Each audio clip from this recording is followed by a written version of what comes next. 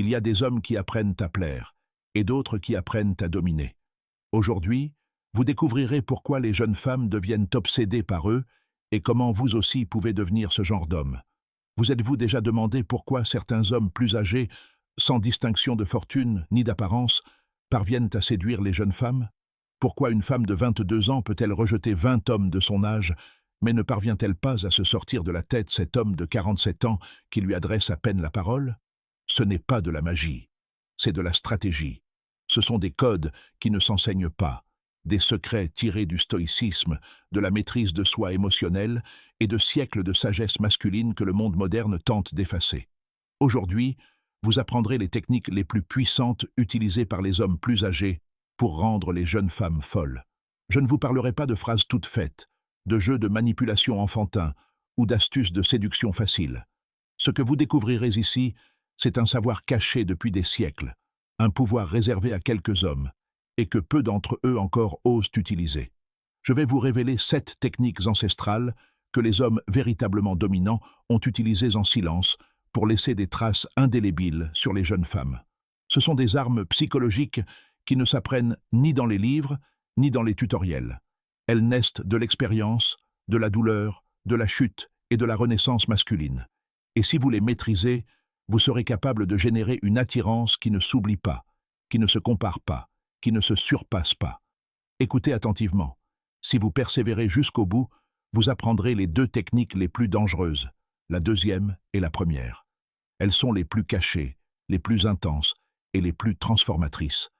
Celles que très peu osent utiliser, mais celles qui le font finissent par devenir des légendes. Préparez-vous, car après cela, vous ne serez plus jamais le même. Technique numéro 7. La présence silencieuse. Marc Aurèle a dit « La puissance d'un homme se mesure à sa capacité à ne pas réagir ». Ce n'est pas seulement de la philosophie, c'est de la séduction pure. Les jeunes hommes recherchent la validation, parlent trop, cherchent à impressionner et recherchent l'approbation sous couvert de sympathie. L'homme plus âgé qui maîtrise cette technique le sait. Son silence vaut mieux que 1000 mots. Il n'interrompt pas, ne se vante pas, ne se justifie pas. Il observe, il écoute, et lorsqu'il parle, il le fait lentement, profondément, avec un regard direct. Et cette femme, habituée aux hommes avides d'attention, perçoit quelque chose de différent. Un homme qui n'a besoin de rien d'elle, et c'est pourquoi elle se met à tout désirer. Technique numéro 6, l'énergie paternelle. Carl Jung affirmait que l'archétype du père est l'une des forces les plus profondes de l'inconscient féminin. Il ne s'agit pas de quelque chose de sexuel, mais de symbolique et d'émotionnel. C'est la figure masculine qui guide, protège et donne la direction sans mendier. Cet homme qui ne se laisse pas influencer par ses caprices, mais qui donne le rythme comme un chef d'orchestre. La jeune femme a le sentiment de ne pas être en face d'un simple garçon, mais d'un homme qui la contient, qui la guide, qui ne se laisse perturber par rien. Et cela éveille en elle un désir de protection, mais aussi le besoin d'être digne de lui. Technique numéro 5. L'art de l'ambiguïté.